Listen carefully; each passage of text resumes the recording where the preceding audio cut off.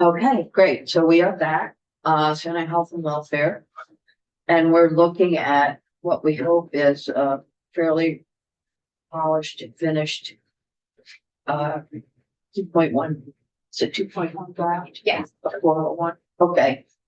So I know there was one person who wanted to comment on the bill, and I'm gonna let you do that while we have our ledge council sitting here, because we've gotten beyond the time for the testimony, so do you want to make a comment?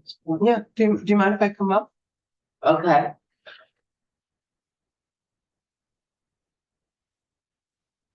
Just gonna text you side. I got caught.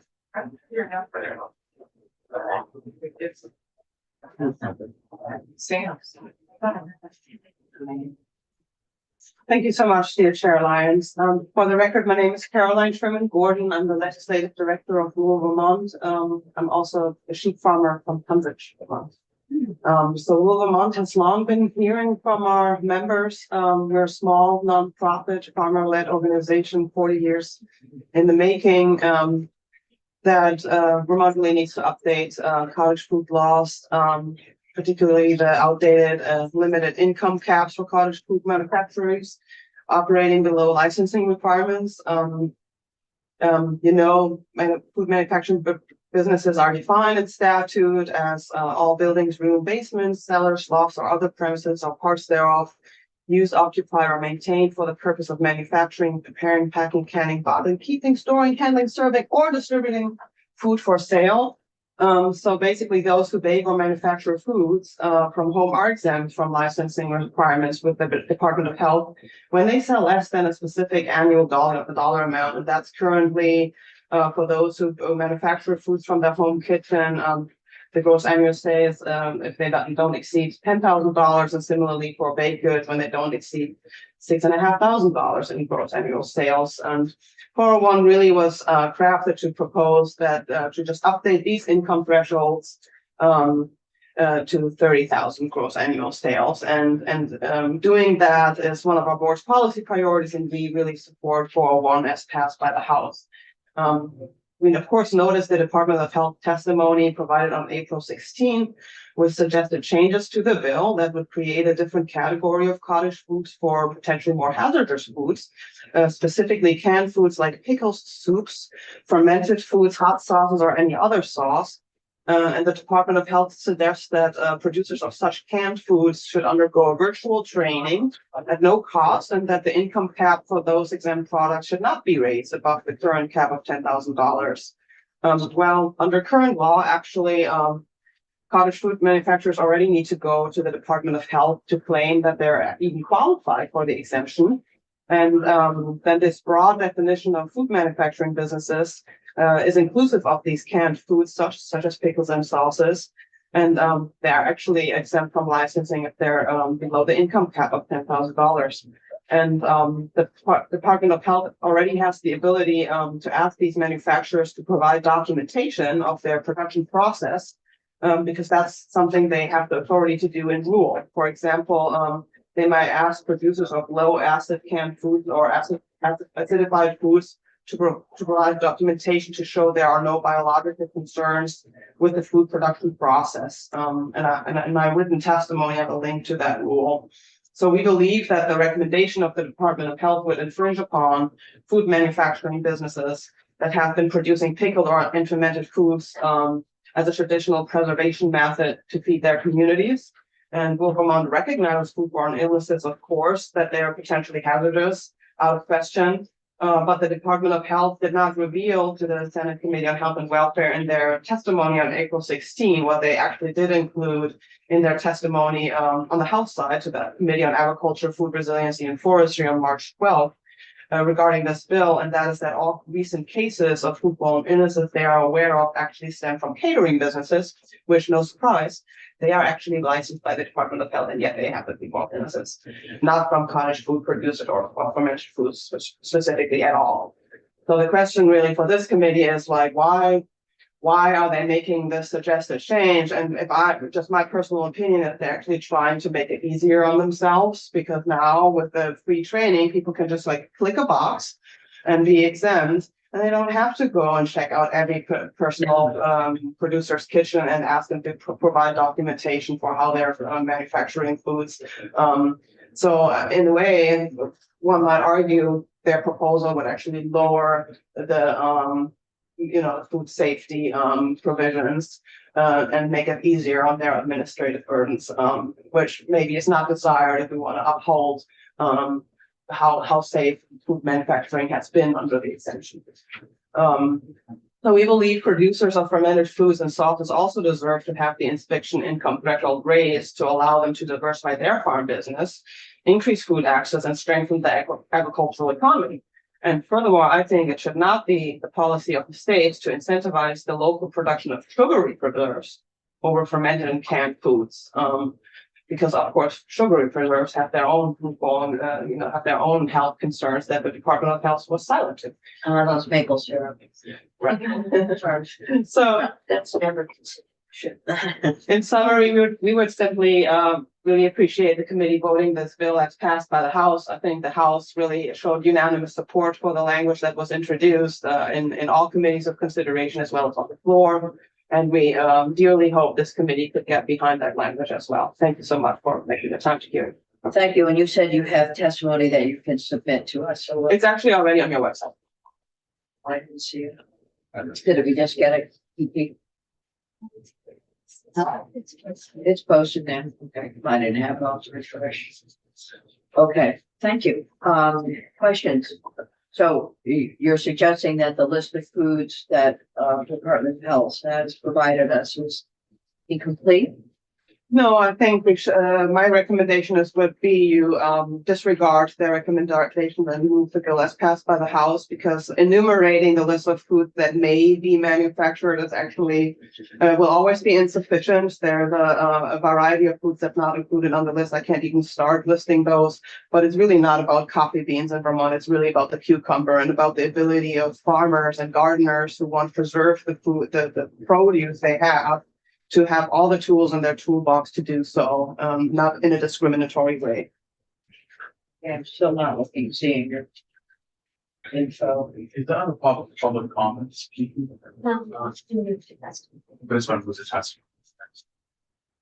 All right, Just popped up. it just popped up? Yeah. Okay, all right, we'll get it. So, no, we'll have to, we'll coordinate with Department of Health. Well, listen, we have your testimony. This is very helpful. This is one of the things that we do in here is to ensure food safety through the Department of Health. We don't want to, we like our cottage industries and we really want our rural producers to succeed. There's no question about it. So we're going to have to balance what your testimony shows us, and then we'll hear from the Department of Health again. Yeah, I really appreciate that. And as you reflect back on my testimony with the Department of Health, my recommendation would be for them to clarify the referenced foodborne illness cases they had, and to fact check what my claim was, that in the House side they had testified about those cases, and that they actually evidenced that all those cases were stemming from licensed catering businesses, not from exempt food manufacturing businesses. Got it. Thank you. Thank you. Thanks for coming in. Okay, so now Katie, we need you back up here. Musical chair. Yeah.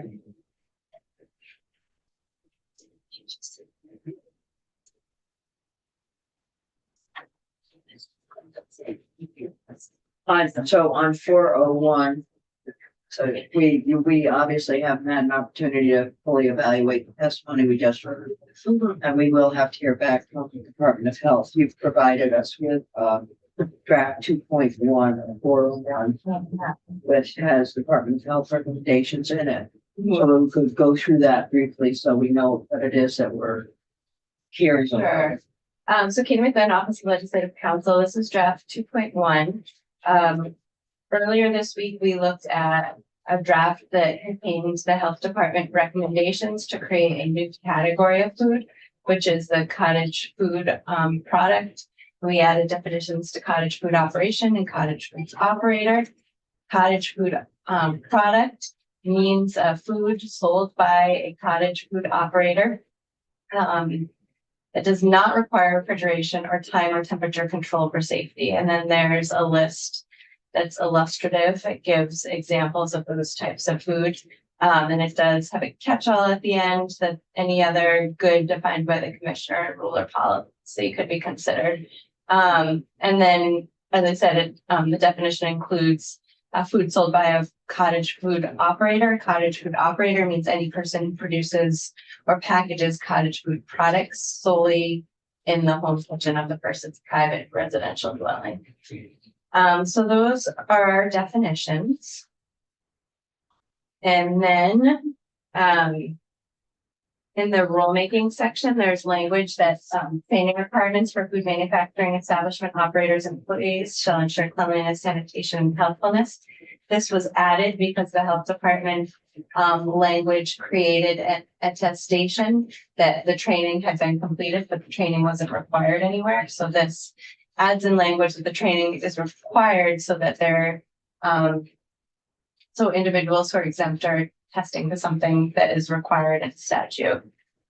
And then we have our fees section.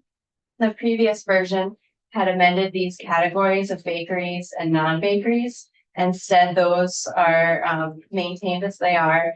And this proposal at the top of page 7 addresses the new category of cottage food operations. Food manufacturing establishments, cottage food operations, gross receipts of $30,000 or less from the sale of cottage food products are exempt pursuant to section 4358 of this title. And then we have new language in our exemptions, not new since you've last seen it, but new this week. That the obligation to obtain a license and the associated licensure fees in the subchapter shall not apply to a cottage food operation or other food manufacturing establishment that is exempt due to its average gross retail sales being below the listed thresholds.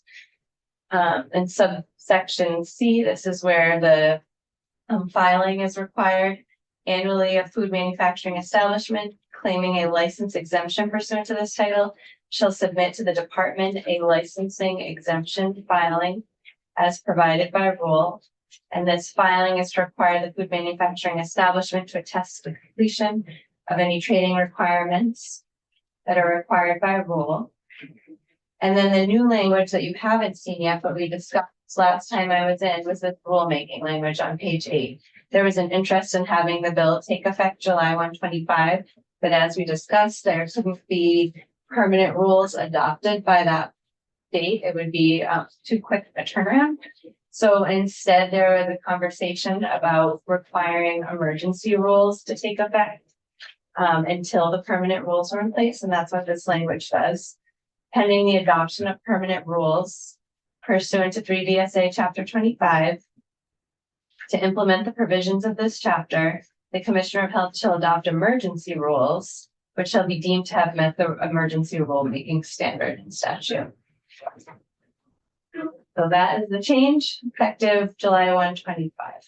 On a holistic, with a holistic look, and comparing what this bill has in it as compared with what we received from the House. Yeah.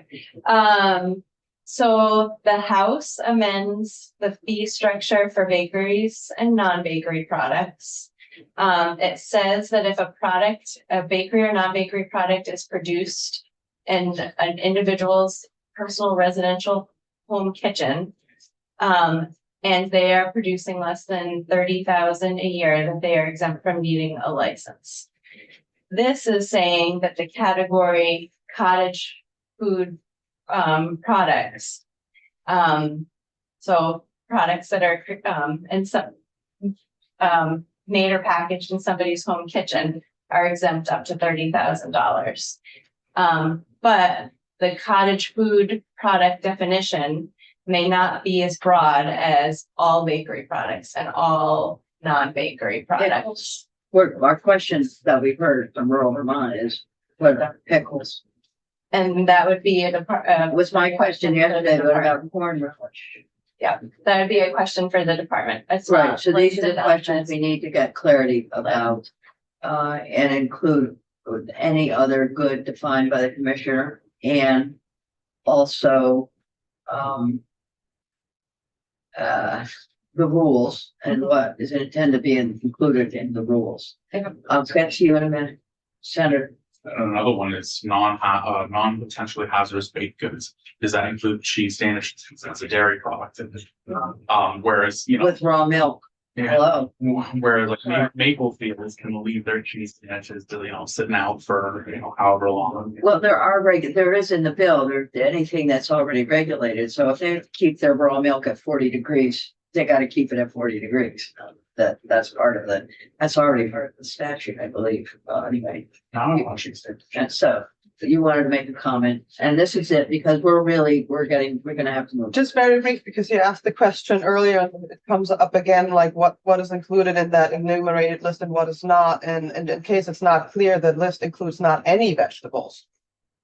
And of course, the whole point of cottage You can't foods, pickle your asparagus, nothing. by golly, That the whole point of manufacturing cottage food is to preserve produce, I get it, and that's just the point. thank you, all right, good. No, these are the questions that we asked yesterday, and we need to get clarity from each other. Was it yesterday? I can't even remember now. It was yesterday. The days all sort of run together. Okay. Senator, Madam Chair. Katie, definitions 5, cottage food operator.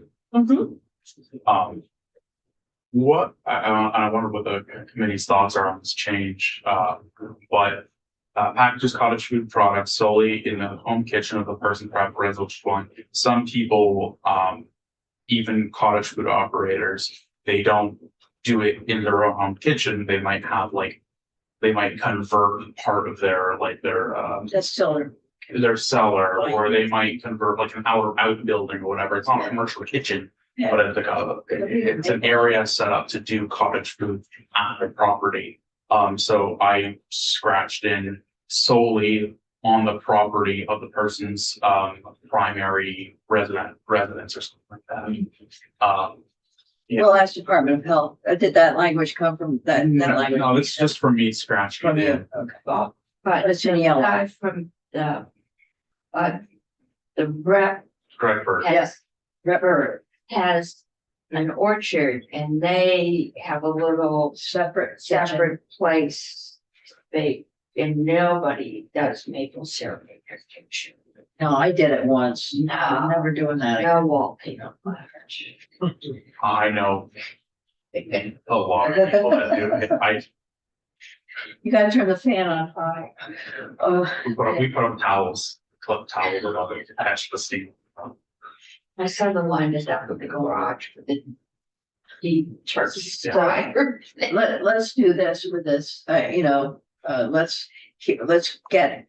keep rural Vermont in the room, and we're not keeping you today, we're gonna get you back. Yes, I mean. And we'll have balance Department of is- Health in, and we can duke it out. I mean, we'll discuss it. But it's public Politely. health and we want to help local producers, Yeah, but all you need is one bad batch of something. And nobody's gonna buy anything at a farm market, and I think that's the balance. yeah, and then, so the question I will have for the Department of Health, in addition to product, is, and rules. I just forgot the question. Oh, the training. What does the training look like? So, I mean, and what are the capacity to have appropriate training? I mean, you can have training about how to pickle asparagus. Not hard to do that. Or pickle pickles. Pickling cucumbers is the easiest thing. Is it online? I was wondering that. Yeah, it is. Yeah. So we'll bring them back, But if you can, unless you want to answer all these questions. These are all health department questions, and I will happily leave it up to them. To touch on Senator Cummings' comment, What comment? that, one bad Oh, one bad purchase in a bag. farmer's market, keeping from what farmers are, a lot, if not most, of the people that and I do farmers markets, so, they'll have, it'll be branded, they'll have signs, it'll be very specific, like, this is my little company, Home Park Kitchen LLC, whatever, and, you'll just won't buy from that one person, because he's from that specific producer. I call it produce, but. they- Well, you can never tell what the public reacts to, it's no, yeah, right. Like, One very well, particular person. Yeah. The wrong mushroom getting into something. so, yeah, I mean, obviously Listeria has been the big deal, this other stuff, Clostridium. Okay, you got it. So we'll go back to microbiology any day. But we will have you back and we'll put, Kiki will put it up on our agenda for next week's at some point. And we'll go through this and try and sort out. Because we do want this, we do like this bill as a whole, and we want to get it in the right place, period. Yes, Senator. Process question, Chair Lyons, how many more weeks do morning committees have after? Oh, we're good. We better, well, I'll let you know later. Okay. It's not public knowledge yet, so I Oh, can't discuss okay. it. So, there we go. All right, so that's it for that bill, and we're gonna turn the page. And, talk to you later. Glad to do that. Senator Lyons, for the record, I love pickled asparagus. That is- Need to, my husband, because it's really difficult to keep a jar. Oh, a jar anywhere near my husband. Yeah, customers. I buy it at the farmer's market. Yeah. And of course. Okay, so let's go to page 91. And the administration have come in, made some suggestions. Where were we with that? Did we get through all of everything? I know that, We finished walking through the bill when I was last here. yeah. So we have decision points within the bill committee. I will say this, that what is proposed in the bill is a new program called BHART. It's a program that allows for the CAS. Oh, yeah, our local focus in 5 districts to identify needed services, housing, shelters, and then provide those services within their region. So that's in the bill. There are questions about how much latitude do we give the CAPS? Does the housing opportunity program also go into that bucket? Is it separate? These are some of the questions we've had. And then what role does the Agency of Human Services continue to play in oversight in assessment to get people in? How do we measure the success of the program? I think we need to understand what are the criteria for having a CAP in charge of this, and then how do we measure those outcomes based on what they're doing? And then, one of the big questions that always clouds my mind is the GA program, and the current program that is going on. And there's language in the budget.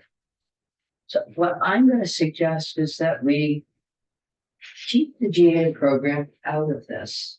This is not the GA program. This is BHART. This is looking at what happens at the local level with our shelter operators, with our CAPS and how they build different types of shelters and identify housing and identify services for people moving into maybe a limited number of motel rooms. And I think in the bill, there are motel rooms. Yes, you could use those more as a block for a shelter, but not in the way that we're currently doing it. But one of the goals here is a post motel hotel program. I'm totally confused. You cannot be confused. I Just, really am confused. we are all, I thought GA housing was what was running the motel programs, and that we have a HUP program that everyone says is really great and don't touch it. That's run out of the Office of Economic Opportunity. Yes, Okay. I'm a numbers you're person. right. I also, a long background with CAPS. Yes. I have no doubt that CAPS could do the job. But I'm not sure what the job we're asking them to do is right now. I understood we were taking the HOP program and the GA housing and dumping everything on them. I have heard nothing about additional resources, which leaves, and I haven't heard anything about we're going to eliminate positions in economic. Yeah, Got it. okay, Yeah. and I have concerns about setting up 2, 3, 4, 5 different sets of administrative costs, which if we have a limited budget, we'll have to come out of it, but I have no doubt the CAPS can't do it. They were very clear. If we give them the resources, but There is $10 million in the bill. yeah, but is it 10 million additional to administer? Or is it 10 million to go out in grants to set up shelters?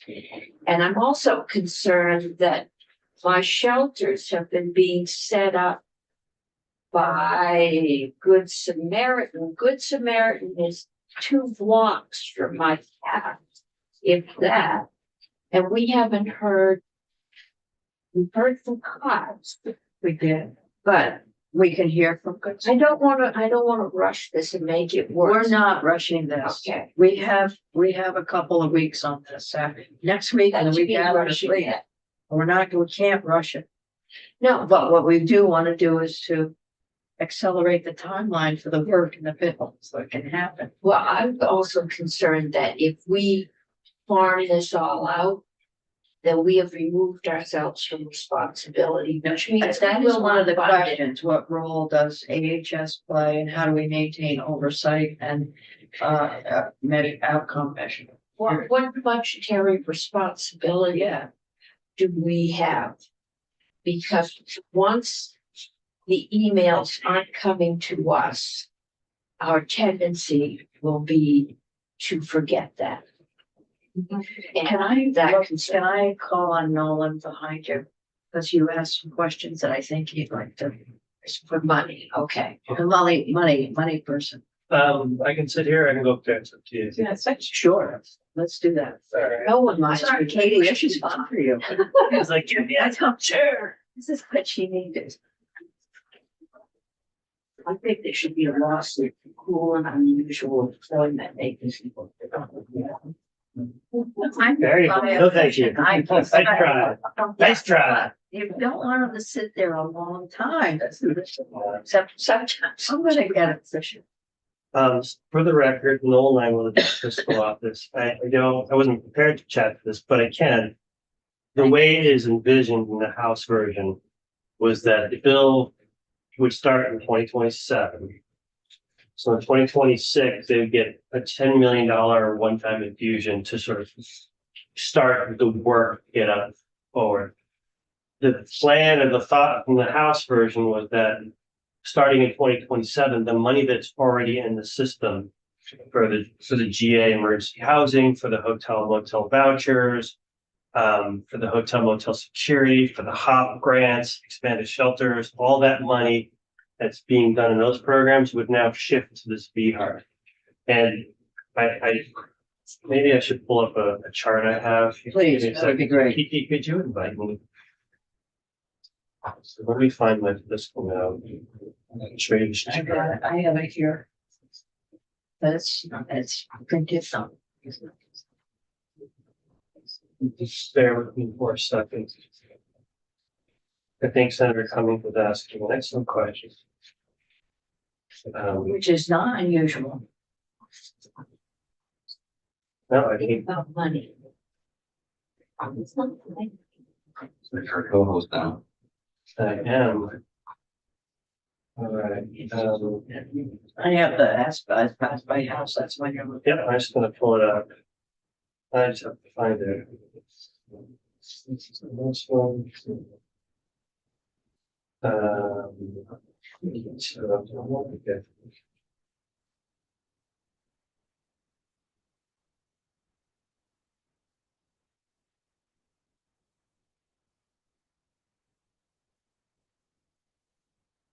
All right, and let me pull this up.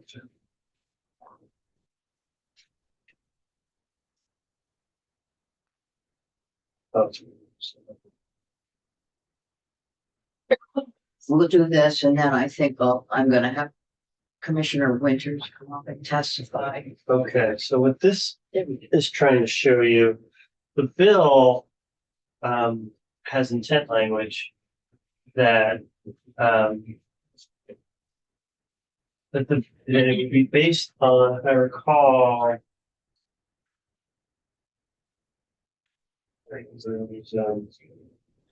Yeah, so section 8 provides legislative intent that in fiscal year 27 and thereafter, equivalent funds and resources based on one-time used in the fiscal year 25 GA emergency housing and HOP grant be redesignated to be. So there was intent language that the appropriation that was in fiscal year 25 be now shifted. Now, they picked 25 maybe because there was more money than there was appropriate in 26, and it's intent language, so it's up to you guys in terms of the future budgeting, because we're not going to budget for the future. But the idea to Senator Cummings' question would be that the money that's already in the system would now be reallocated. And this gives you a sense of the money that's in the system, whether you use 25 or 26 or whatever. This is a mix of base and one time, although these are one time over and over and over again. So one could argue that it's one time base one time. But anyway, to answer your question, this is how the House sort of envisioned it. The money that are in these programs would now be reallocated for this program. So to your question about the HOP, this would now be moved into that. Does that hot money include the administrative costs at the state level? So what I have here is this is based on the information I have at the time. So it does include positions that are in DCF. I don't know that it's capturing all the administrative functions, but it does include some, I think, one time, there are some FTEs that were allocated that are built into the GA numbers, I believe. But this was the best sort of numbers I could throw together. So there are FTEs in this numbers, but I don't know if I'm capturing every little moment that every DCF worker may be participating outside of some of the FTEs that were captured. If we include that money that gets transferred to the caps and we don't eliminate the positions at the state level, we don't eliminate the positions at the state level, we don't have that money to transfer to the caps. So And I don't think we can just transfer people. No, I think, and I would defer this to Commissioner Winters. I imagine at DCFs you still need. Certain like sound abusing. Yeah. I imagine DCF will still need administrative functions, even to bless you, to whether it's to oversee the program, whether it's to administer grants to the program, they'll still need people to do this work. They'll still need people to do the eligibility work, right? They'll still need, so what they're doing, they're shifting the money for the grants. The grant money only. And well, also the housing. So actually, no, you're right. There are, to your point, in the GA housing number, the 30.5, there is funding for limited service positions at ESD that's supported. So those are limited service positions At the state level, at the state level. but I'm assuming my treasurer the cap say they will need to hire people to set up and administer Yeah, and one, funds, and each cap will need people to set up and administer the funds? I think there's no doubt that they will need resources, administrative resources to do this. I couldn't tell you whether they could do that within this 70 to 80 million. I would assume that that's built into there, but again, this is all implementation stuff that gets to the level that's beyond my expertise. Okay, So, yeah, 30 million is one time. I think that this is the idea behind this, that this is a mix of one-time and base that would just be all base going forward.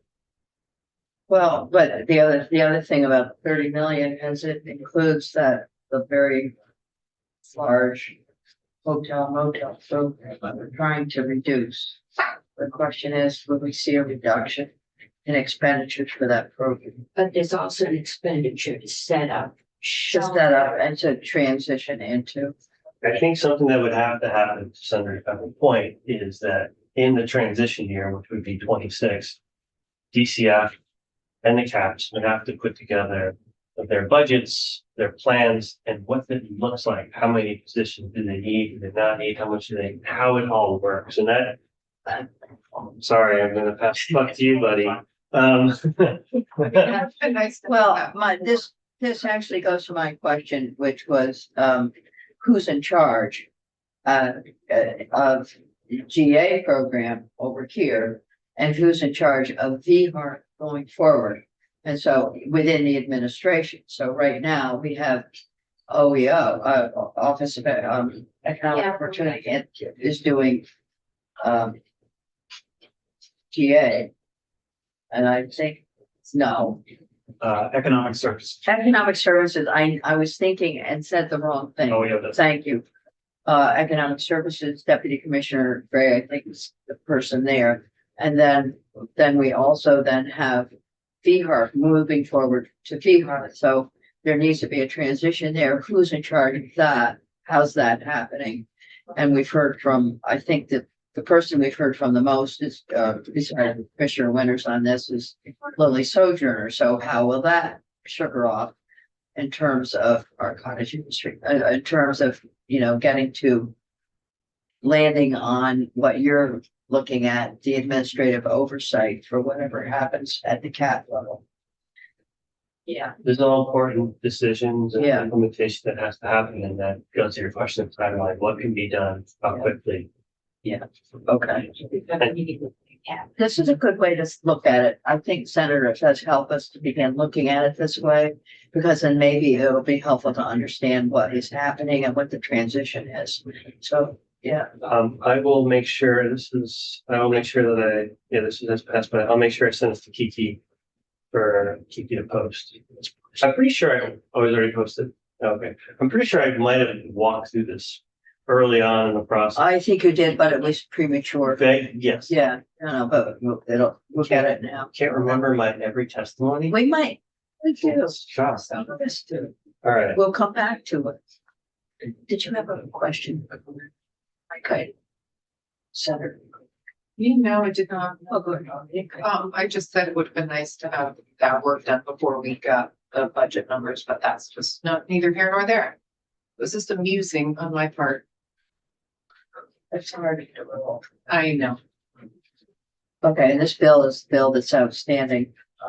This is in the money in the budget, but we need to get the work done here. Yes, to your point, there's 10 million in the budget, Yeah. but the other money is still allocated for the current programs. Right. Because it's a 27 appropriation. Yeah. And my suggestion is we don't want to mess with the current program as it's in the budget. Let's just stick with what we have here. Right, I agree, and I also hear anecdotally that there are folks who want to work for some of these various groups, but because they're just not properly resourced, they actually can't get in and do the work, so. Well, that's a good point to talk about. Yeah. Yeah. Thank you. So I think we're on a track now. Maybe now Commissioner Winters, you can come up and knock us off the track. We don't know. Please don't. Okay. Thank you. Squishy chair. Thank you. Good morning. My name is Chris Winters. I'm the Commissioner of the Department for Children and Families. And I can first address Senator Cummings' question, which is a good one. Kind of, what are the resources? I think this is what the committee really has to struggle with. This you need to take a very phased and measured approach so that the funding transfers and doesn't damage other ongoing programs that are already happening, and to make sure there is funding for transition. The GA emergency program includes housing, the hotel motel program that's run out of the Economic Services Division in DCF. And we're spending, upwards of, we have been spending on average, I think about $50 million a year on that over the last 5 years. And so this is envisioning transferring those resources into something different, not the hotel motel program.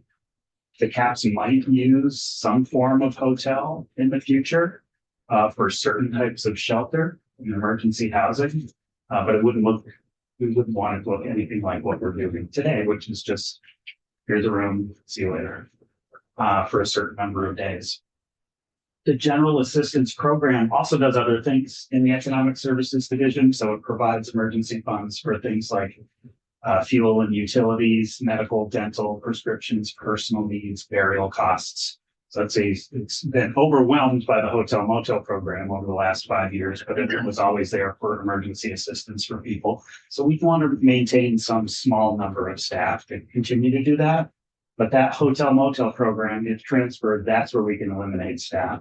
There's a call center, there's limited service positions.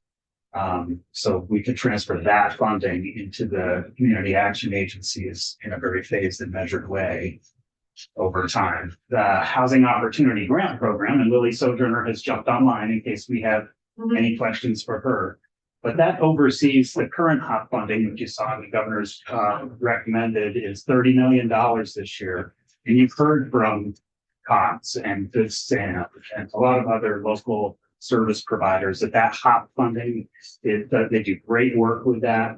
We dole that money out every single year through the Office of Economic Opportunity. We look at need across the state, like where are services needed, where are services being maybe duplicated, so we wouldn't want to fund that, what's needed in each region.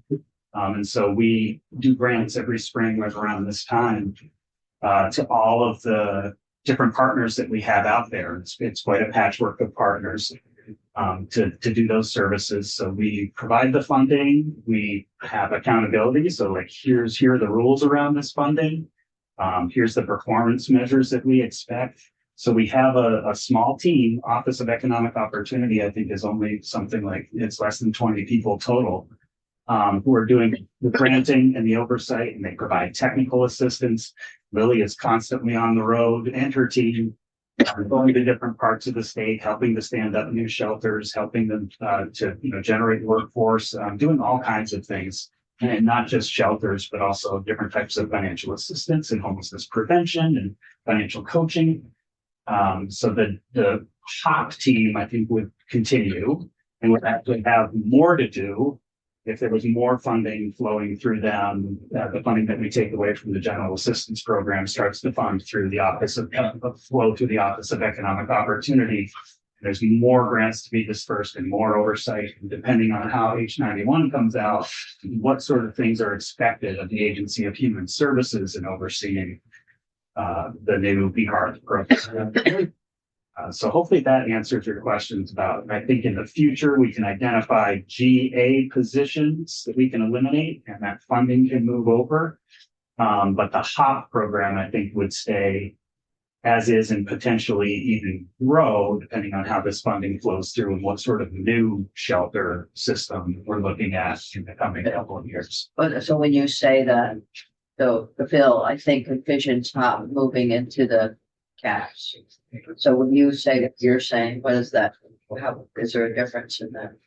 Yeah, I think that's part of what we're all struggling with, and you've heard from the CAPS. Absolutely. Like this HOP program is working great. We'd love to have more money to do more similar HOP type things, but don't just you can't just flip a switch and say now it's all run by the CAPS, because you've got all these other smaller partners in various regions doing wonderful work. I think there needs to be time and a careful transition of that funding. So probably needs to stay as it is for a few years before that transition happens.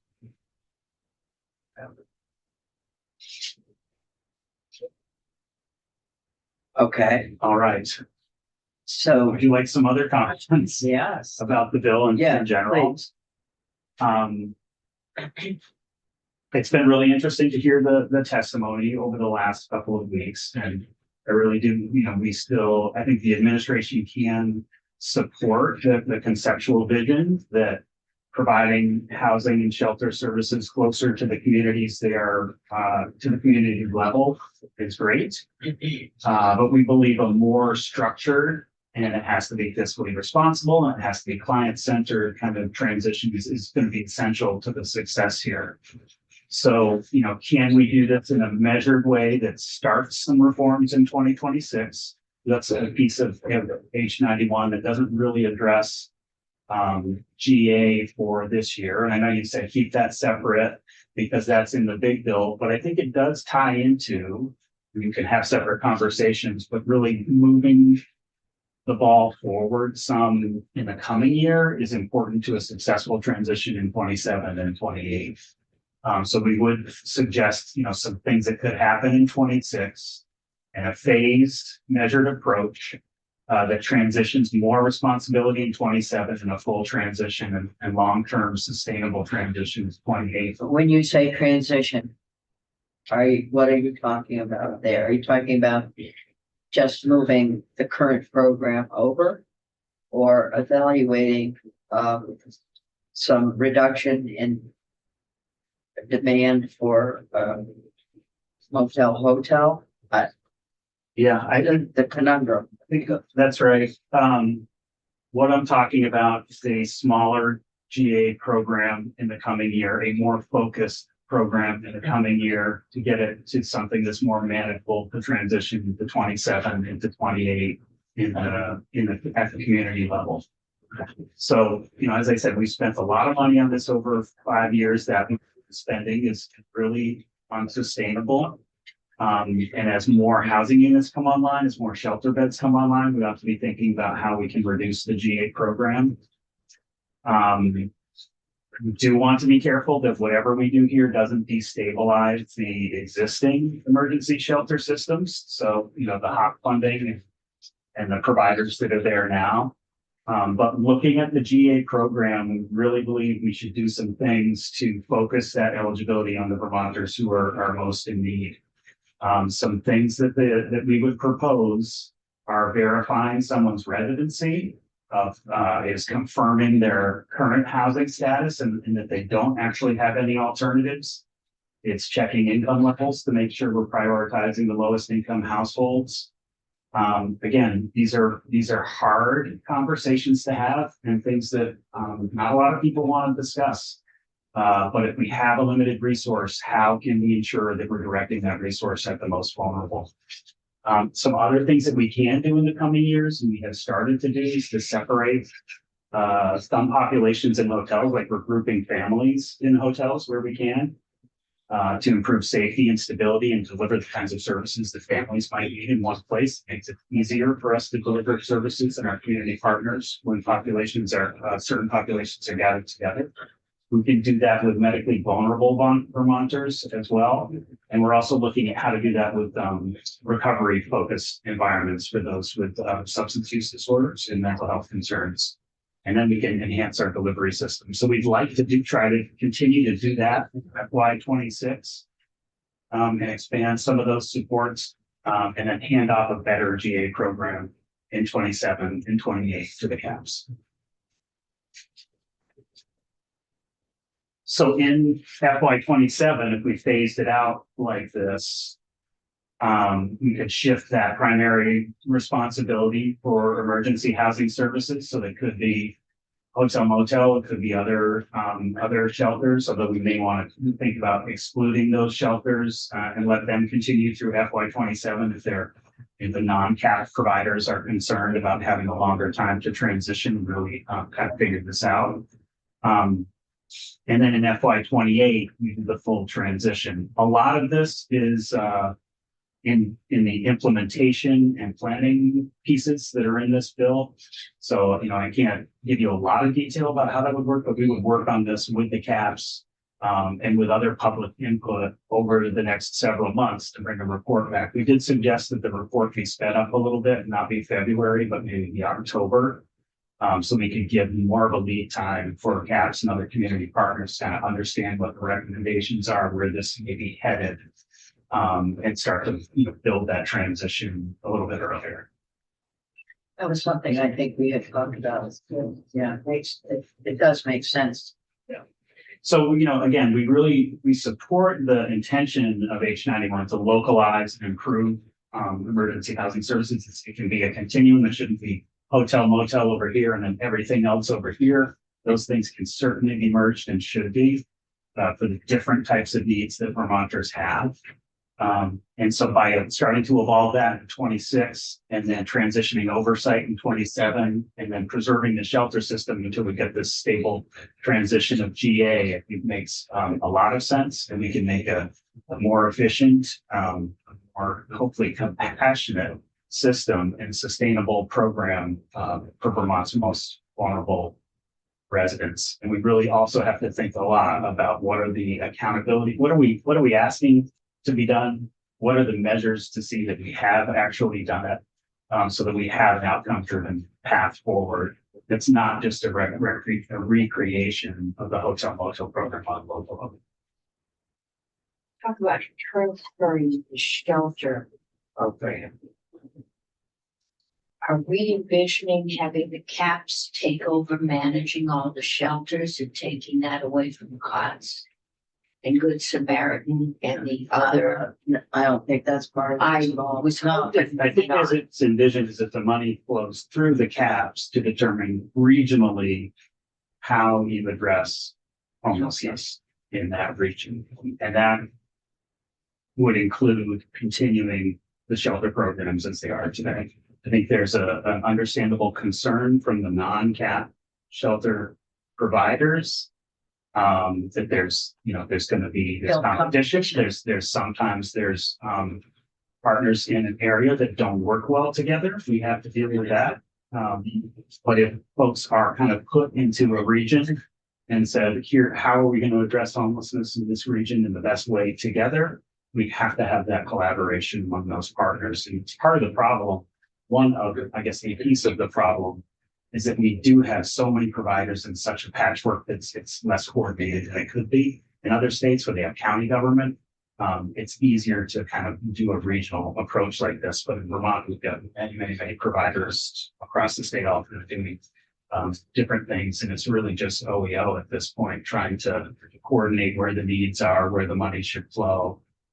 So it makes it more difficult. I think that's one of the benefits of going to a regional approach, is to have a more cohesive and less of a patchwork approach to this. I can't remember in the bill what the accountability piece is. Will folks have to come yearly to our committee and give us an update? Because I think I would like that. I think that's important. Put that in the book. Yeah, I think I like the regional approach too, and I want to make sure it's working and that people are being held accountable, and that like these entities that don't get along, they're going to need to get along, and we're going to need to make sure that that's happening. So if we need to put something in here, it doesn't have to be necessarily a report, but a check-in. Yeah. I think it would be good. Yeah, thank you. Yeah, good. As we go through the bill, make sure you've got that. Okay. Keep going.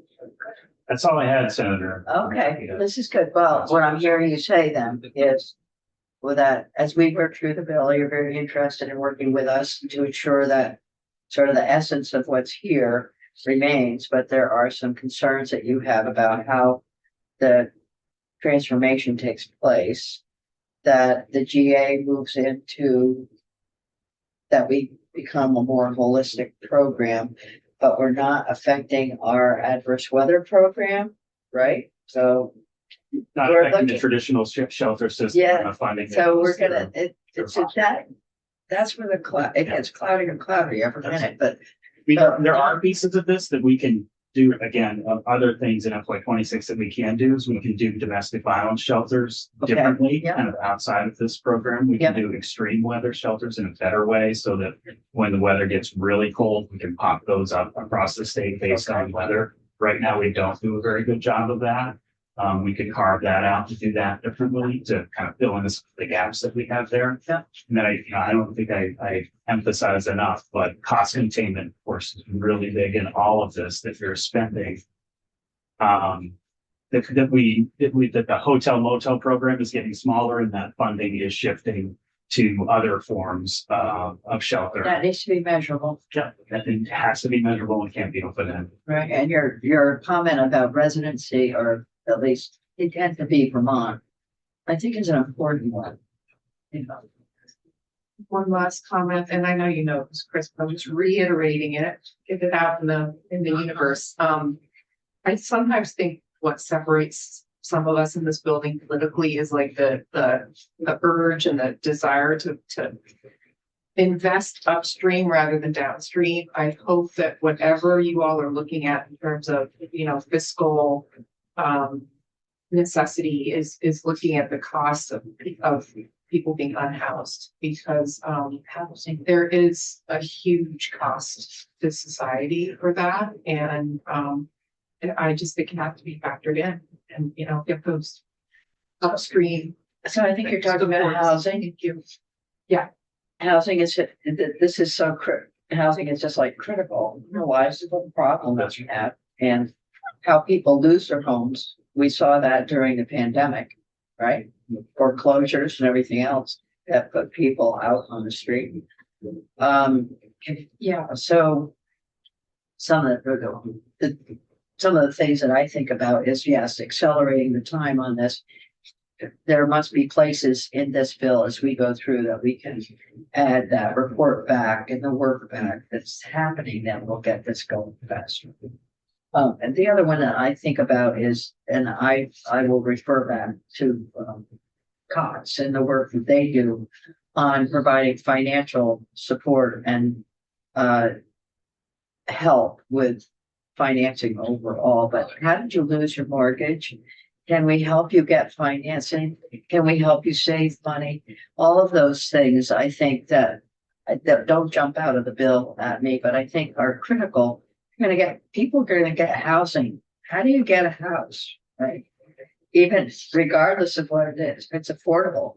So you have to do some assessment of economic eligibility, but then how much money have you got? Do you have enough to put in a bank? Do you pay for the services that you're receiving? Those are really important questions. Some accountability and responsibility on the part of the people who are there, if they can. And then can we take some of that money and invest it in a way that we can get them on their feet and put them in a house? So the housing issue is absolutely critical. And having that be basic to eligibility determination or assessment, and how to move them out of temporary situations, really important. I'll be pushing to put some of that into the bill. Yeah, I'm glad you brought that up, Senator. That is really important, that the intake and assessment process is really more robust than it is right now. How do we really understand what each person needs? And it's not just you meet the eligibility requirements.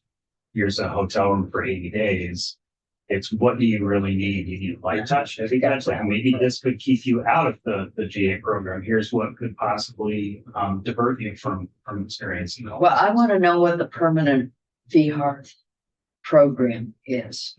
I'm just ignoring that comment you made about the APH. Because if we want to move forward with VHART here, and yes, the transition of all that money and work, which will be in VHART, but VHART will not be what's happening today. Can't be. We're- All right. You got it. So any other questions for the commissioner? So what I heard you say earlier, and I know you've got Lily up there, is that currently the hotel motel program is managed through the Office of Economic Opportunity. Economic services. Oh, God. Don't do this. The wrong day for me to do this. Economic Services Division. So many And acronyms. it's gonna stay there. That's what I'm hearing. That's gonna stay there. So who's gonna be in charge of PHARS? So I don't know what Lily's position is, but it would be her position. Is that what I'm hearing? No, I don't think so, Senator. I Okay. think, the structure is to be determined, but all of the economic services staff that are dedicated to hotel motel would eventually no longer be needed. It's that transferred into this greater system of PR. How many staff have we added as a result of the $250 million we've been spending? There's a significant call center to try to keep wait times down, and we contract for that. And we have several limited service positions. And then we have, some, it's not a huge staff beyond the limited service in the call center.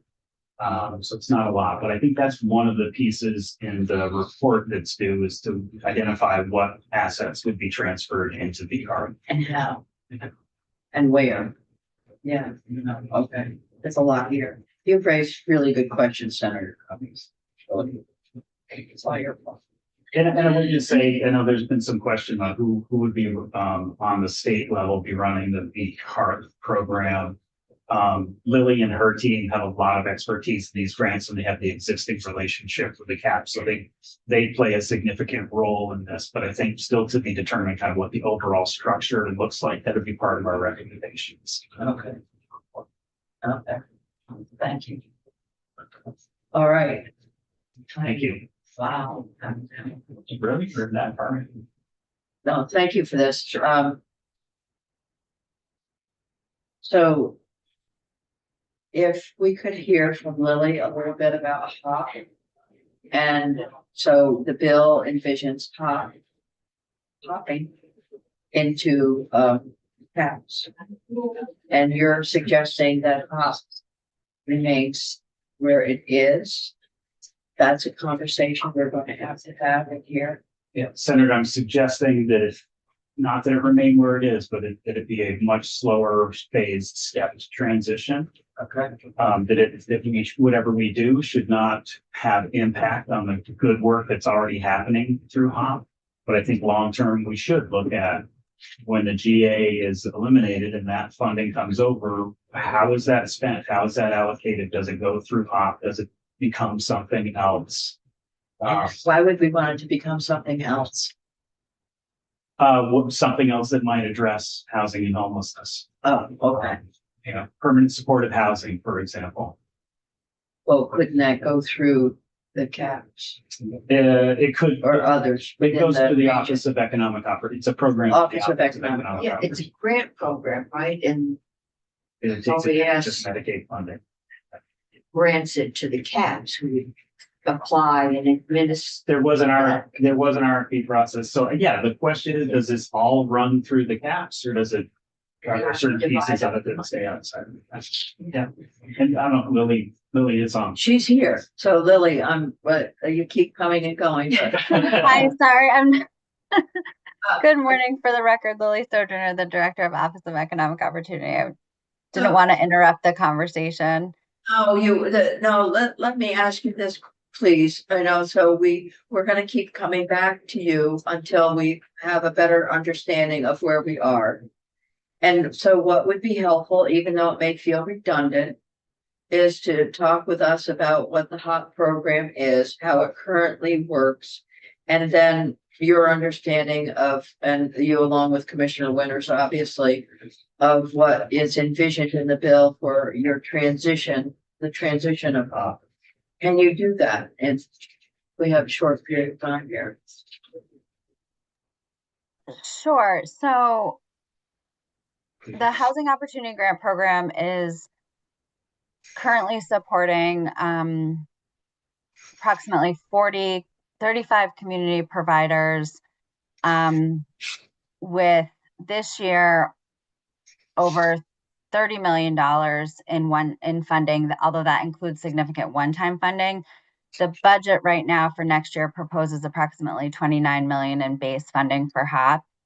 As I've talked about before, it includes a wide array of programs to support Vermonters experiencing homelessness and those who are at risk of homeless. And the Agency of Human Services aligns those definitions with the HUD definition. So that's very important to be mindful of, that we operate those programs with specific definitions of who's eligible, those people experiencing homelessness, as well as some services for those who are at risk, to try to, I think, speak to what the committee mentioned earlier. How do we make sure we're also getting upstream and not just serving folks once they are experiencing homelessness? We have a notice of funding that goes out every year, and that agencies apply to for funding for eligible activities. And so that includes the largest, which is emergency shelter, but it also includes financial assistance. So we have a fund administrator in each community that can support eligible households with help with a security deposit, or if they owe back rent or need help with a utility bill, we're able to do that. And then it also includes a lot of really core services to help people as they navigate either retaining their housing or finding new housing. So as they go through that housing search process, and again, do the work that you mentioned earlier in terms of, what's their budget look like? What can they afford? How do they find a place that makes sense for them in the long term? So we support all of that through the Housing Opportunity Grant Program. It allows agencies to kind of have one application for a variety of services, because many agencies do more than one thing. So we've talked about COTS, so I'll keep using them as an example. So COTS has multiple shelters, so not even just one shelter. They have multiple shelters. They have other services such as housing navigation that they offer. And this way, COTS can submit one application to us for all of those. They don't need to have separate shelter applications or separate service applications. And we fund that annually, and then we conduct monitoring of those programs. So we make sure that they are following our standards and guidance. And that's really important, for programs to be, utilizing state dollars appropriately, and then also making sure Vermonters are getting the services that we would want them to get. I think what the commissioner has shared is that next year, we would not focus on changes to the Housing Opportunity Grant Program, but instead really look at some changes maybe to general assistance, and potentially utilizing and working with the community action agencies on how to make some of those changes first, before maybe down the road looking at a larger consolidation. We would follow a parallel process at the department in terms of how to work with the community action agencies in the future around whether it's anything that kind of is GA reimagined, or whether it's these services currently funded through HOP, where, we would have at least an annual funding process where they would have to submit a work plan for the year. That I think would involve a lot of community input. We would make sure there's alignment with our ongoing priorities. And then there'd be monitoring throughout the year. So we would still be monitoring our shelters. We would still be offering training and technical assistance. Under this plan, they would have certain responsibilities. I think some of the fiscal responsibilities would shift to them as more of a pass through, but I think we would still want to make sure, and right now the legislation does include an administrative role for the department, to make sure that we have that quality and consistency across the state. And that again is parallel to what we do now, even with the community service block grant, where we do have rigorous oversight of the program at a state level. And then the community action agencies are really responsible then for the implementation based on their community needs.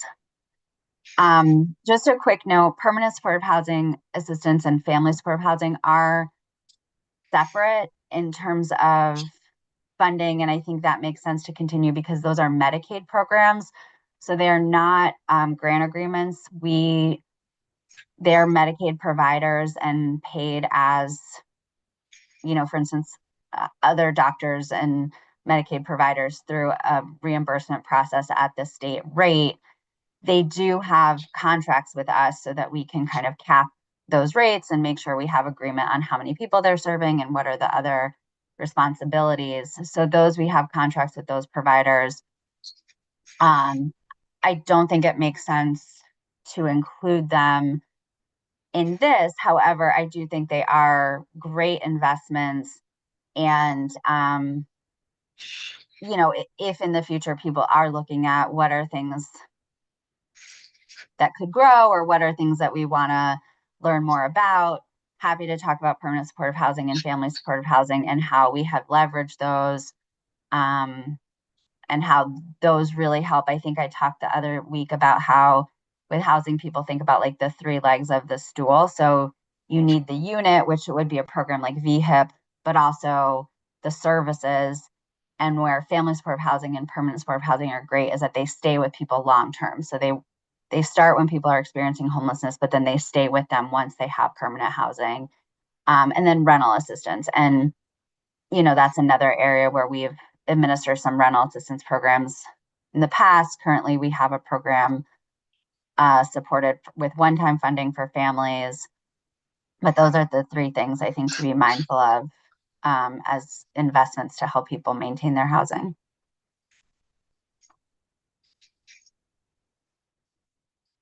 Okay, thank you.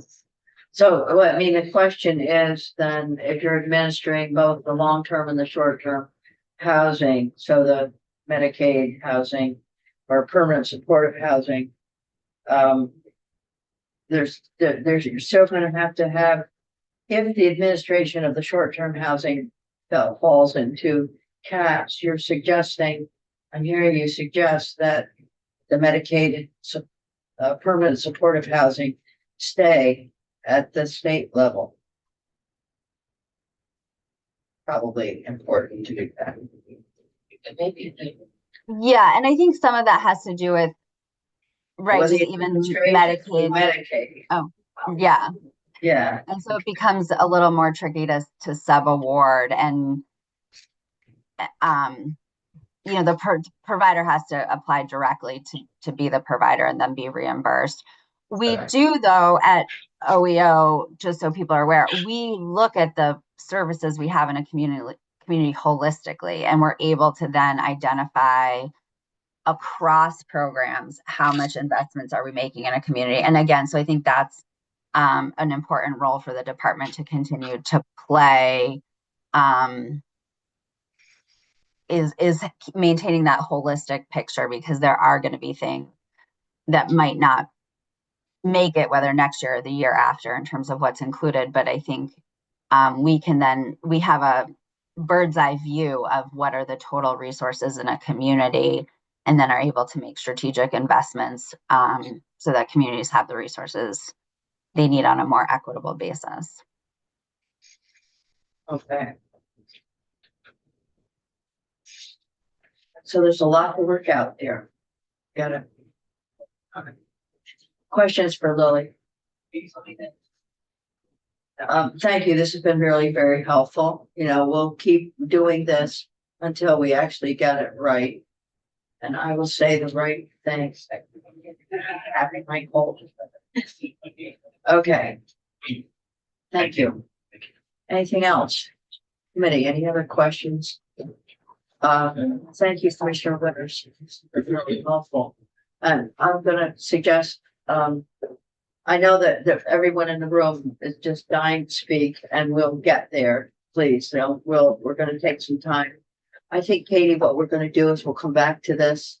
I think we've got 15 minutes left, and we're gonna give ourselves 15 minutes. Gonna call it a day for today, but we'll come back to the bill. We have a lot of work to do on it. And as I said, we're gonna get